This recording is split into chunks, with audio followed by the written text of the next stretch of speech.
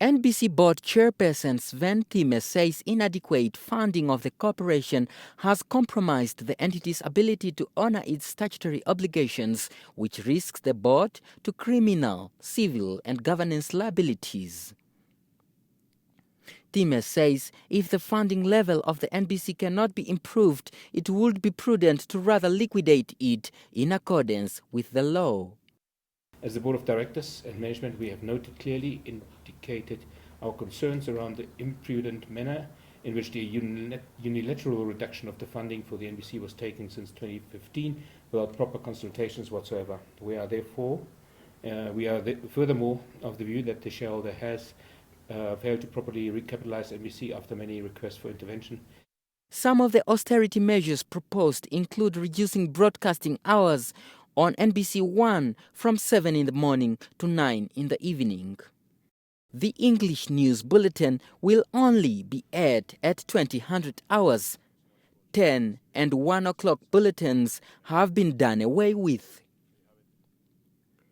All indigenous news bulletins are to be taken off air and will not be produced at all. The live broadcast of parliamentary proceeding is also to be ceased and only broadcast on NBC2 with delay, while NBC3, NBC4, NBC5 and NBC6 will all be abolished. All radio stations will commence broadcast from 7 in the morning and until 9 in the evening daily.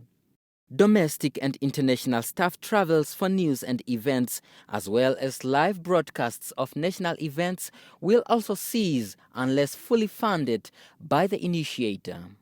The board says the current situation also risks limitations in the coverage of the upcoming presidential and National Assembly elections in November unless such productions are independently funded. Thieme says the current staff complement as well as employment agreements will also be affected.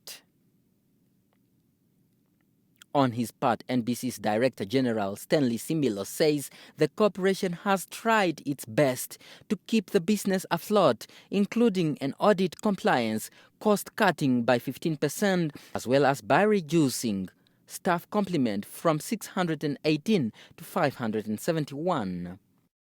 The NBC also has a policy that indicates how elections will be covered based on fairness, and you know it yourself, where everybody will naturally get the same value of airtime.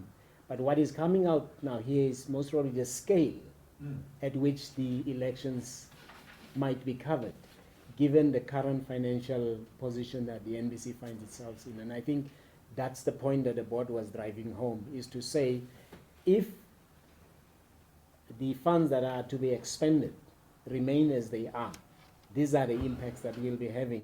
Approached for comment, Information and Communication Technology Minister Stanley Simata says he has many times pleaded with his counterparts to reconsider the funding model of the NBC, but to no luck. The situation there is bad, it's dire, there's no money. We have been threatened, with litigation. It's very serious. It's very serious. So we need to provide, as government, we need to provide NBC. It's not a commercial entity. It's not a commercial entity. So it relies on government for adequate funding.